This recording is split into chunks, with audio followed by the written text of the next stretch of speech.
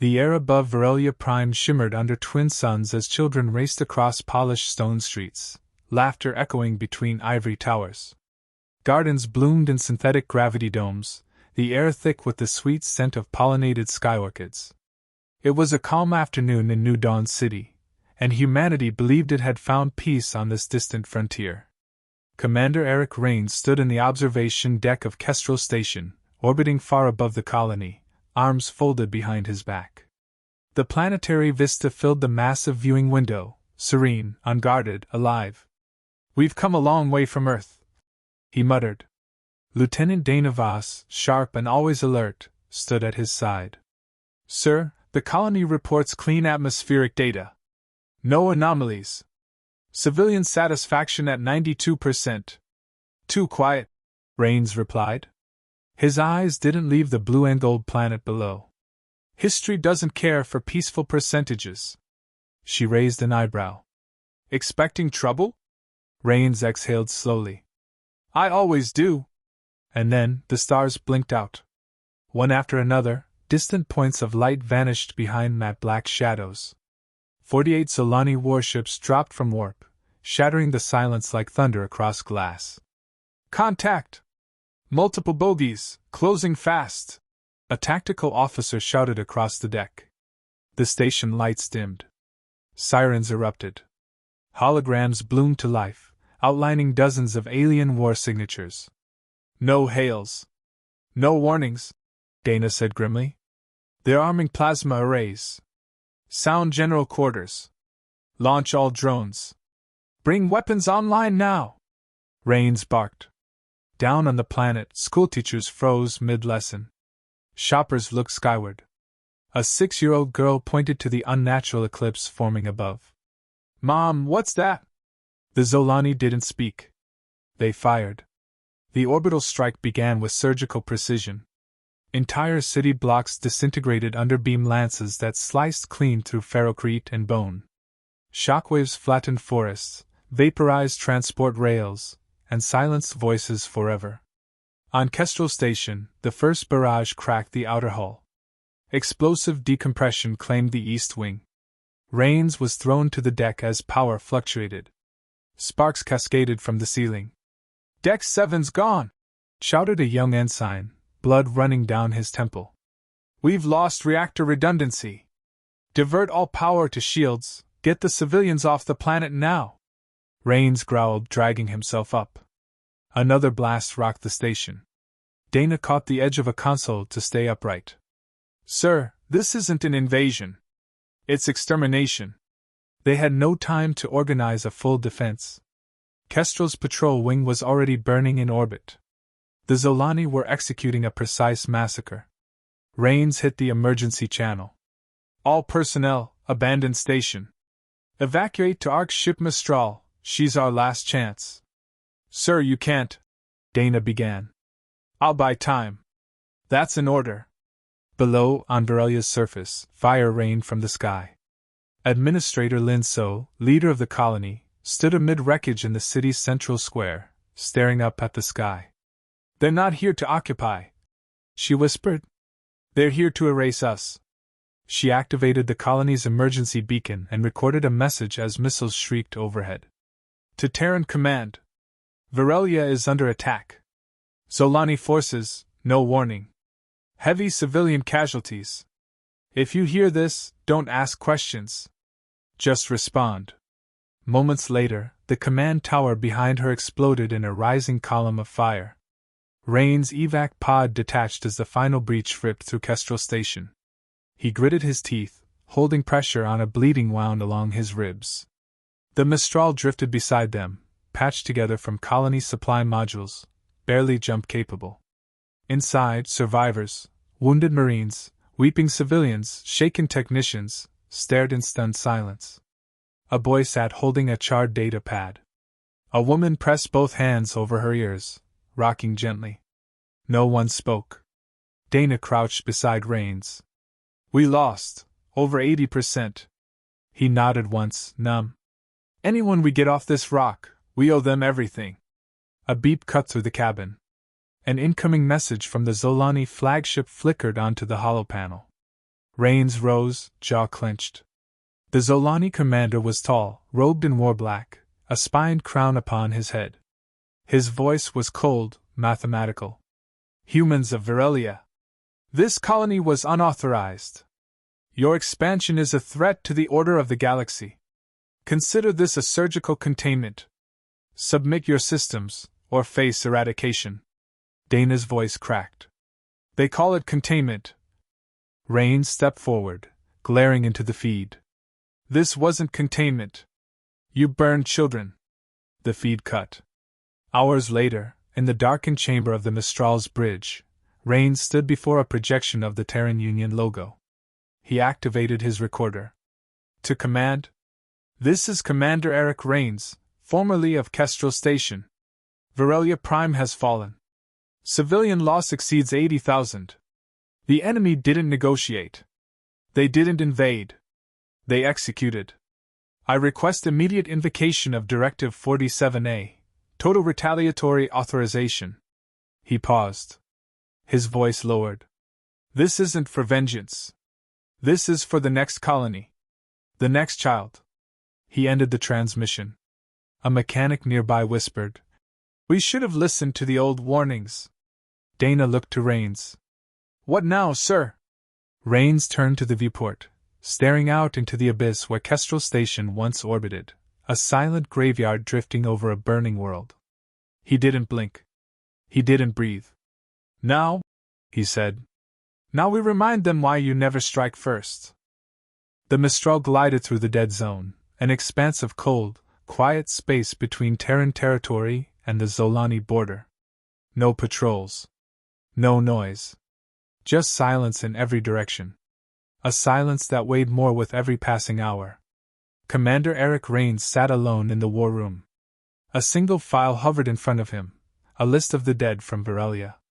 Names, ages, job titles, family ties. He didn't skim.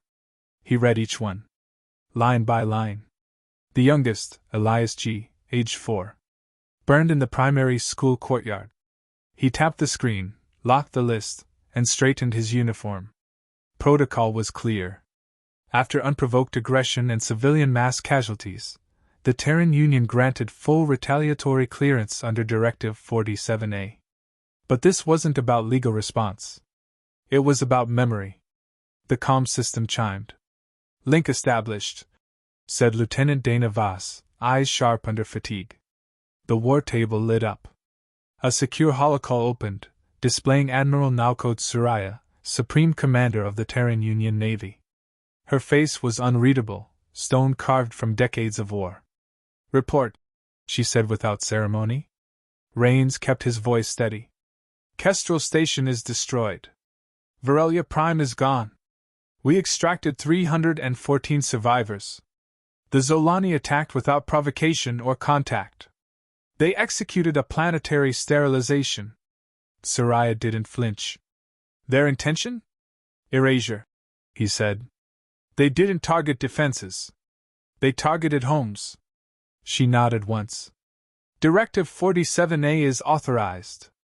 You are to command Task Group Revenant. You will strike deep. Cut their fleet. Bleed their will. Make them remember Earth." Rains hesitated. "They already fear us, Admiral." "That fear is fading," she replied. "You will reignite it." The transmission ended. Later, in the dim-lit strategy bay, Dana joined him. The mood in the room was iron-bound. No one joked. No one speculated. They just waited. "We've got a full burn list," she said, placing a drive on the table. "Military targets. Supply hubs. Unmanned depots. They kept us out here, so we learned how to watch." Rains inserted the drive. Systems hummed to life. A 3D map bloomed, Zolani space, layered in pulsing red points. "We won't hit their cities?" asked Ensign Lorne from the side. "We're not them," Rains said. "We'll destroy what fuels their war machine. Their fleets, their carriers, their command. Nothing else." A beat of silence passed. Then Dana added, "One more thing, an old file flagged during the attack. A Zolani warning, archived years ago. suppressed in their upper command. She tapped the screen. A shaky alien recording played. An elderly Zolani ambassador stood before a council. The audio crackled with age. Do not provoke the Terrans. They are not like us. When they strike, they do not return to the table. They will grind you down, years, decades longer if they must. You will not survive their grief. Another alien interrupted in the feed. They're disorganized. Loud. Soft. We outlive them. The elder's eyes burned. And yet they remember. Long after you forget. The feed cut. 6 hours later, the human fleet launched. The newly christened task group Revenant tore through warp lanes, silent and precise. Their orders were clear: cripple infrastructure, dismantle support chains, and give the Zolani no space to regroup. But this wasn't just tactical. It was psychological. Rain stood on the bridge of the Revenant, watching the streaking lights of FTL travel. Remind me of our first target, Dana replied. Forward relay Delta 14. Supplies 6 border armadas. Minimal civilian presence. High logistical value. Rains nodded. Send the wolves. 53 minutes later, a squadron of Terran stealth corvettes dropped from warp just outside Delta 14. There were no announcements. No theatrics. Just death. In under 4 minutes, 2 hangars detonated. Docked Zolani ships exploded from within, infected by a human AI virus that made them self-fire. Marine boarding units stormed control centers, overwhelmed stunned officers, and planted explosives. The last Zolani technician alive begged. Who are you? Sergeant Vale answered flatly. The people you made remember. The outpost was gone in 7 minutes. News spread like a virus through Zolani command networks. 4 more outposts vanished within 36 hours. Zolani war councils argued in panic. Why don't they speak? Why no demands? Why aren't they claiming territory? Because this wasn't conquest. It was a hunt. On the 3rd day, High Strategist Velkar Threx stood in the hall of command, his tail coiled tightly behind him, jaw clenched. Officers whispered around him, unsure whether to speak the truth aloud. They're only humans, one muttered. How did they move this fast? Velkar slammed his clawed hand on the command pillar. They are reacting with desperation. Fear drives their fury. Once they tire, they will beg for peace. An aide approached cautiously. Sir, we intercepted a message from their fleet leader, addressed to you. Velkar's spines bristled. Play it. The screen blinked on. Commander Rains appeared, standing in armor beside a burning Zolani supply depot. Velkar. You burned children. You chose extermination. Now we choose memory. There will be no ceasefire.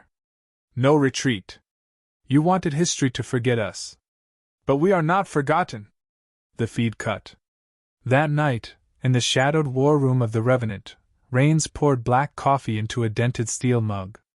Dana sat across from him, watching the stars slip by outside the viewports.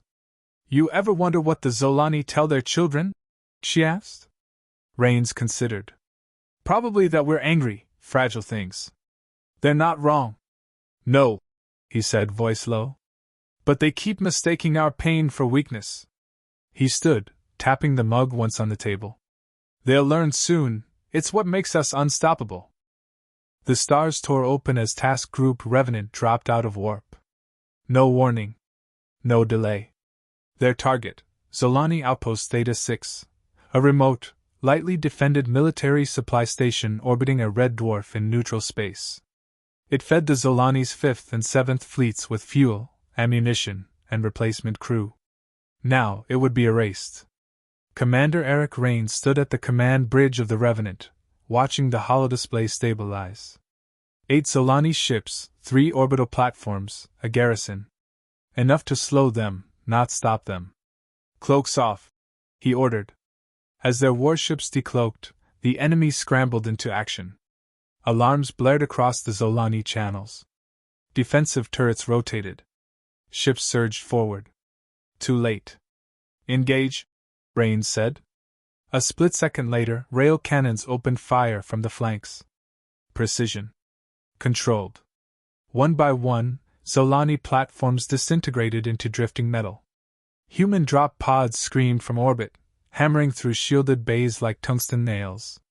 Inside the outpost, panic ruled. Zolani officers screamed in broken formation as Terran Marines stormed the corridors. Their movements were exact, trained, clinical. Plasma fire hissed through the air. Blood, thick, dark, alien, splashed against walls. Sergeant Vale led the breach. Helmet visor down, voice level. Clear left. 2 rooms. Hostiles close. Private Kessler flanked right, thermal scope pulsing red. Multiple behind bulkhead. Fragment in. A grenade bounced, burst, and silenced everything. The humans advanced with eerie calm. Their suits bore patches of burned flags, etched names, old scars from Earth's past wars. They didn't shout. They didn't joke. They were here for purpose, not pleasure. Back on the Revenant, Lieutenant Dana Voss monitored the pulse of the assault. 57 hostiles neutralized. No civilian readings, she reported. Keep it that way, Rains said. Enemy flagship retreating. He tapped a command into the console. A Terran interceptor peeled off, locked targets, and launched twin torpedoes. They struck clean, vaporizing the fleeing vessel mid-turn. Rains didn't flinch. Upload message protocol, he said. Minutes later, all Zolani channels within the sector went dark, replaced by a single feed. Commander Rains, standing in the smoking remains of Theta SIXS command deck, armor scorched, rifle slung over his shoulder. To the Zolani High Command, he began. This is not conquest. We do not want your worlds. We do not want your surrender. We want only one thing, justice. You started a war with no cause. You struck first. Now you run. He stepped aside. Behind him, a hologram displayed a growing list, names, dates, places. The dead of Virelia. We do not forget. Feed ended. On Velkar Threx's flagship, panic shifted into silence. The war strategist paced before his advisors, jaw tight. The command chamber was dim now, half the systems rerouted for defense. His fleet had lost 5 outposts in 3 days. Not to fleets of conquest, but to fast, deliberate strikes that left only wreckage behind. They are operating without a central campaign, a subordinate muttered. No territorial advance. Just tactical destruction. Velkar turned sharply. You speak as if that makes them weak. No, strategist, the aide replied. It makes them unstoppable. Velkar's voice rose like a blade. They do not have the numbers to match our empire. But they don't need to, another officer said. They're not fighting for land. They're fighting for the past. And that has no supply limit. Meanwhile, Rain's fleet regrouped at a hidden orbital relay behind a dwarf moon. Engines cooled. Hulls were patched. Ammo was restocked. Morale? Not discussed, but burned silently in every pair of human eyes. In the command chamber, Dana handed Rains a datapad. Recovered data from Theta 6. Enemy deployment schedules. Communications chatter. Some of them are scared, sir. Legitimately scared. They should be, he said. But fear isn't enough. She hesitated. We found something else. She pulled up a recovered log from a Zolani base commander. These humans don't behave like the others. They don't speak during combat. They don't loot. They leave behind no demands. Just silence. It's like they're not fighting for survival. They're fighting to be remembered. Across the outer systems, stories began to spread. Whispers in alien spaceports. Rumors from merchant vessels. The humans didn't negotiate.